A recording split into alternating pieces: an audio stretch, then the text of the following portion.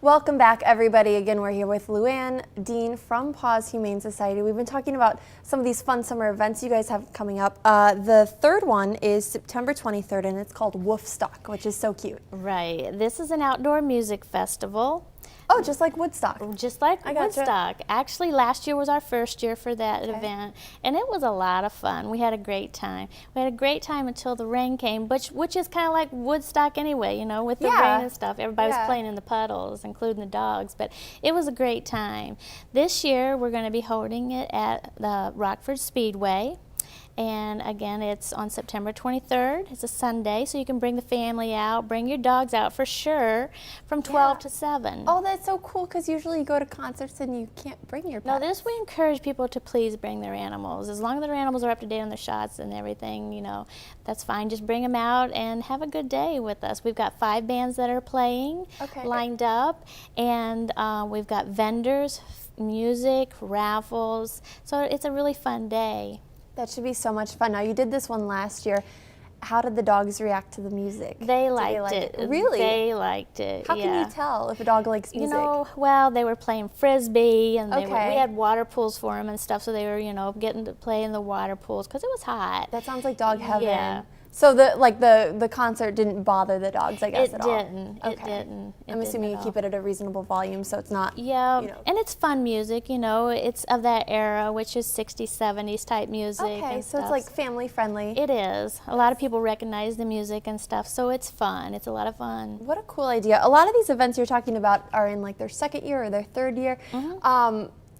Did you guys do other fundraisers before and you've swapped them out, or what's with the sudden burst of new ideas? We're constantly trying new things. Okay. Because, you know, if one thing really doesn't work and it doesn't go over too well, then you really want to try something else, you know, to connect with your community. Sure. Because, you know, you want to make sure that they're supporting your cause. So we're constantly coming up with new ways and new ideas to try to raise money because, you know, we always need money as a nonprofit. Yeah. But, you know, we just want to have fun. And one of the things that we did a week or so ago, we was in the Best in Paradise margarita competition. Okay. With that, and we created our margarita, which we called the Meowgarita. Cute. And that was a lot of fun, and we won. Oh, how fun. We won, so. I love it. Well, that helps so much. I mean, when you're working for an organization like this, I'm sure that if you're all passionate about it and you're all making it fun, I bet that takes it so much farther. It does. It really does. We want to keep our volunteers, you know, involved with PAWS and stuff, and most of all, make it fun. Yeah, absolutely. Now, we were talking before the break, and we want to reiterate this, that all of this money from all of these events it's so crucial to keep your organization running. What all does it go towards? Well, our main focus, again, is spay-neuter. We do offer low-income spay-neuter assistance to people who need that. They can call our hotline or visit our website.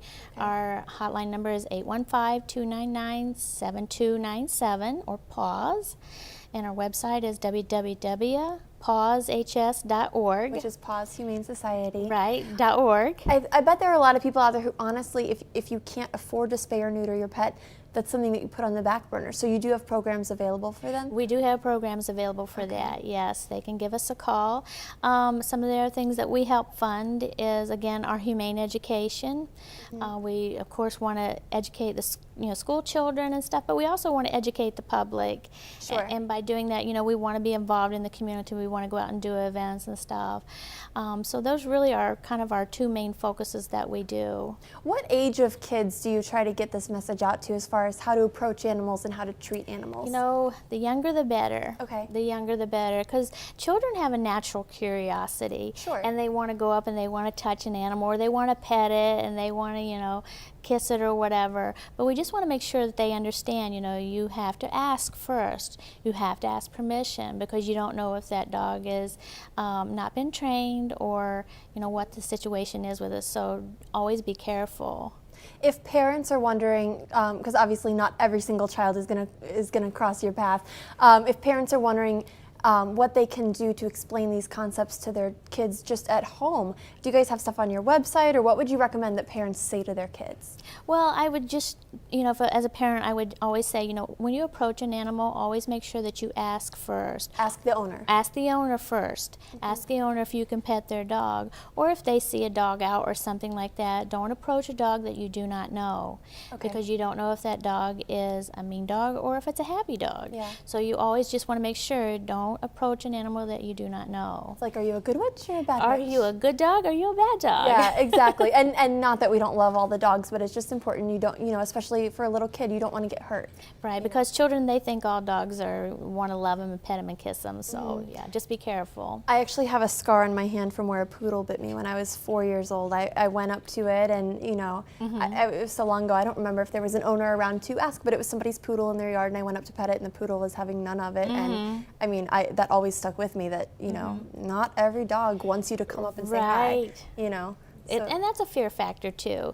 Dogs are afraid, especially little dogs. They're afraid of something that's bigger than them coming up to them and wanting to hug them or pet them or kiss them or something. It's a fear factor. So it's not that they're mean. It's not that they're mean. If somebody 5 times my size wanted to pet my head, I might be a little skittish of that too. Right. In fact, my dog growing up, she was the sweetest dog ever, but something must have happened at some point with a little kid, because when young children would come up to pet her, she would start growling. And I mean, she was a smaller dog, just the nicest thing, but for whatever reason, you could tell she was just scared of little people. And I don't know what happened in her life that made that fear happen. Sometimes that happens. Yeah, it's just there.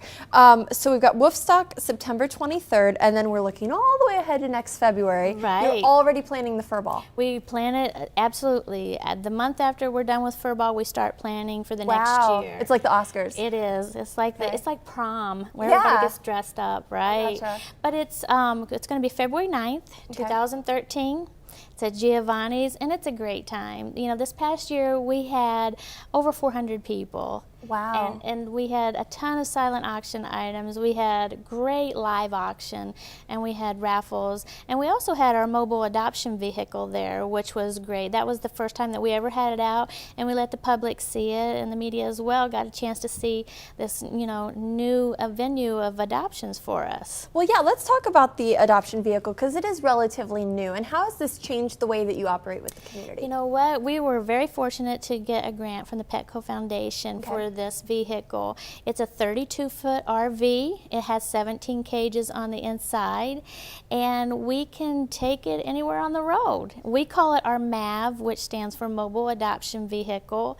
And we can take it and pretty much park it anywhere and have a on-the-spot adoption event. So what do? You actually load the animals that are up for adoption into this vehicle, and then you just kind of park, and then someone can adopt them on the spot? They can adopt them. Actually, they go through a process. They fill out an application, especially for our dogs. They go through a process where they fill out an application. We do a home visit to make sure that the environment is going to be good for the dog. Oh, I'm so glad that you do that. Yeah. Because, as much as you try to help animals, when you send them off with a stranger, you don't really know where they're going. Right. And like I said, we keep these animals in our home in foster care. So when we want to know where they're going, we do a home visit just to make sure that the home environment is going to be something that they're going to be comfortable in. Oh, I'm so glad you guys do that. We certainly don't want somebody taking an animal and then have to return it back to us because it just didn't work out. Have you, the process is relatively new, I guess, but have you ever had a situation where somebody wanted to adopt an animal and you had to say, no, I'm sorry, we can't give it to you? Absolutely. You have? It does happen. Okay. It does happen, there are times whenever, we have dogs or cats where they may not like children, and for whatever reason, the people, they have children and then they sincerely want to adopt this animal, and we have to explain to them, this is not going to be a good fit for you. Gotcha. This animal does not like, children, so you might want to see one of our other animals and see if there's a better fit. Well, I'm so glad you guys do that, because then you make sure that the adoption is a good fit, not just for the family, but also for the animal. You want everyone involved to be comfortable. Absolutely. We're out of time. We could go on forever. When we come back from the break, we're going to go over all these fundraisers one more time so you can get a good look at all of them. But Luann, thank you so much for coming out.